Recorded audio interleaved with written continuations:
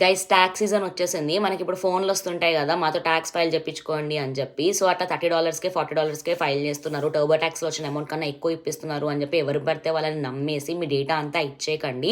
వాళ్ళు ఫైల్ చేసేసి మీకు డబ్బులు ఇప్పిస్తారు. తర్వాత ఐఆర్ఎస్లో ఆడిట్ పడితే కనీసం ఫోన్ కూడా ఎత్తరు. సో వాళ్ళు ఎవరిని నమ్మకండి. నాకు జరిగిన ఒక ఎక్స్పీరియన్స్ చెప్తా. ఇండియాలో ఒక కంపెనీ తోటి నేను ట్యాక్స్ ఫైల్ చేపిస్తే వాళ్ళు ఇప్పటివరకు నా 1040 ఇవ్వలేదు. నేను ఎన్నిసార్లు కాల్ చేసి అడుగుతున్నా. ఆమె ఏమంటుంది తెలుసా, ఎవరైతే వాళ్ళ ఎంప్లాయర్ నా ట్యాక్స్ ఫైల్ చేశారో నేను కట్టిన మనీ తీసుకొని వాడు దొబ్బేశాడంట. సో వాళ్ళ కంపెనీకి మనీ అందలేదు కాబట్టి నా 1040 ఇవ్వదంట. What the hell, what kind of logic is this? So నేను ఆమెను అడుగుతుంటే ఆమె మాకు మనీ రాలేదు కదా అంటుంది.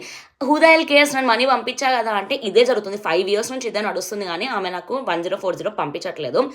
నాకు ఇప్పుడు అది అవసరం లేదు కాబట్టి నేను అంత దాని మీద ఫోకస్ చేయట్లేదు.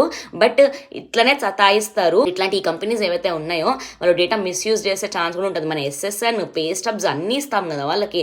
సో ఎవరిని నమ్మకండి. మీకు రిఫండ్ కరెక్ట్గా ఇప్పించి నార్మ్స్ అన్ని ఫాలో అయ్యి లైసెన్స్డ్ CPA తోటే మీ ట్యాక్స్ ఫైల్ చేయించుకోండి. లేదంటే ఇట్లా నెత్తి కొట్టుకుంటారు చెప్తున్నా. అండ్ చాలా మంది స్టూడెంట్స్కి తెలియకపోవచ్చు, స్టూడెంట్స్ కూడా ట్యాక్స్ ఫైల్ చేయాలి. మీ 1098T ఉంటుంది కదా, అది వేసి ఫైల్ చేయాలి. మీకు ఇన్కమ్ ఏం లేకపోయినా సరే, మీరు అన్ఎంప్లాయిడ్ ఏదైనా కూడా ట్యాక్స్ ఫైల్ చేయాలి. సో ఇది తెలియని వాళ్ళ కోసం చెప్తున్నా.